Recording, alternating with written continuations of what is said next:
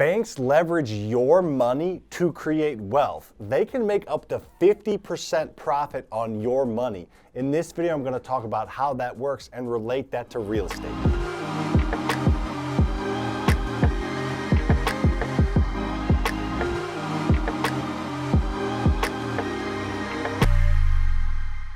Everybody knows what banks do, so I thought let's relate banks and real estate, meld them together, and talk about how you can do what they do to become wealthy. At the end of the day, banks are the ones that control the supply of money. Yeah, the Fed can turn the dial, but the banks are the ones that add to the supply of money, and they leverage the crap out of your money to do it. It almost seems not legal, but they do it. I'm going to talk about how they do that with fractional reserve banking and relate that to real estate and how you should be doing the same type of methodology to create wealth. I'm like literally screaming from the mountaintops, leverage debt like banks do, leverage debt like wealthy people do, leverage debt like businesses do to create wealth. That's the point I try to get across. I want to get across now. Banks only keep a fraction of your money actually in the bank, hence fractional reserve banking. They keep a very small portion of your money actually in the bank for depository demands or ATMs. The rest of your money, which we'll talk about, gets spread out to other people,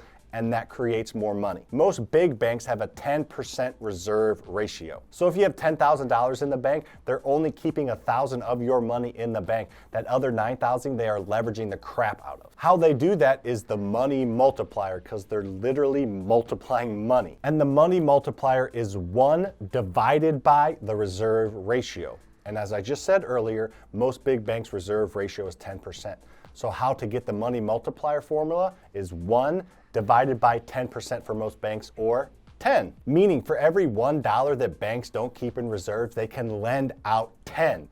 So if you kind of extrapolate that out, banks have $10,000 of your money that they're not keeping in reserves. They can lend out $100,000. So your 10 grand becomes $100,000 for them. I don't want to get into too many technicalities here because honestly, I'm not an expert on this part of it. I do know a little bit though. It has to be cash or money from a different bank. So for simplicity purposes, it's cash that goes in. If you're utilizing the same money from the same bank and recirculating it between accounts, they can't take money that they're already leveraging and leverage on top of that. They're already leveraging a lot. Here's how banks make potentially 50% on your money in a roundabout way, and then let's relate this to real estate, because let's be honest, you're not starting a bank, but you can buy real estate. Again, this isn't exact because there's a little bit more that goes into this, but I don't know it enough to explain it exactly step by 40 steps that it takes, but it's more about the general process, and these numbers are pretty darn close, and they're pretty eye-opening as well. So let's say you have $10,000 in your savings account.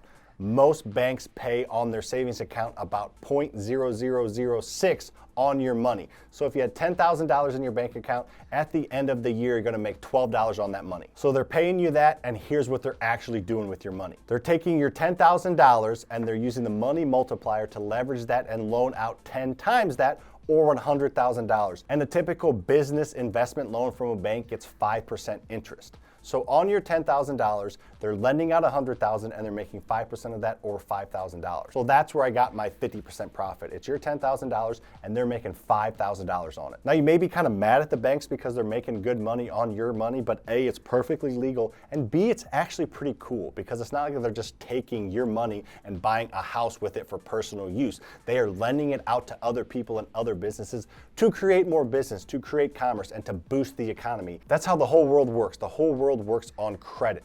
Borrowing money to start businesses or do things. That's how business works, that's how banks work, and that's also how all the top and most of the real estate investors work. So let's talk about leverage and how that relates to real estate. So banks take some of your money and they hold it, but the rest of it they lend out to other people. And they're lending that money to other people, but they're making interest on it. They're making money on the money that they lend out. It's the same thing with real estate. You borrow money from other people, potentially banks, hard money lenders, private money lenders. There's a lot of different sources, but you borrow money from another source and you utilize that money to buy an asset that produces cash and grows in value, aka real estate. So if I'm borrowing money from somebody and I'm buying a brick and mortar house that a nice family lives in, and I'm collecting monthly rent from that property, and I'm using a portion of that monthly rent to pay back that person I borrowed the money from, That's called leverage in real estate, and that's how you grow real estate quickly.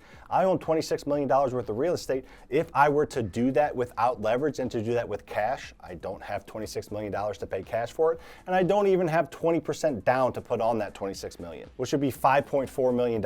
I don't have $5.4 million of cash sitting in the bank. So in order for me to get that much real estate and to control $26 million worth of real estate, I had to learn, and I do, leverage real estate and leverage other people's money to buy that real estate. I own $26 million worth of real estate, and I haven't used any of my own money to do it. So I'm kind of doing what banks do and what you should do and what most business owners do. I borrow money to buy something, and that something I buy is real estate in my case, and that something produces cash every single month in rent, and it goes up in value, and I use the money or some of that money that that asset produces and pay off that debt, and then I get to pocket some of it as well. That's a beautiful thing about real estate. So just learning to leverage and learning to utilize other people's money to grow wealth is the way the world works, the way that all businesses work, the way that the banks work, and the way that real estate should work. So if you want to leverage debt and create wealth through real estate, then this is the way to do it. And if you kind of want a step-by-step process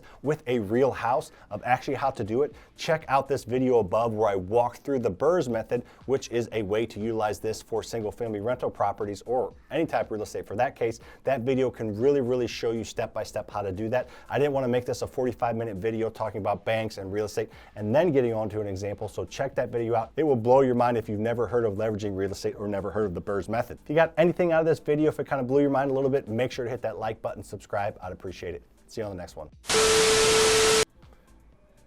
What's up? So here's how banks make 50% on your money in a roundabout way, and then let's relate it to real estate, because let's be honest, you're not, sorry, through my phone, I have so many messages, I can't get anything done. All right, so banks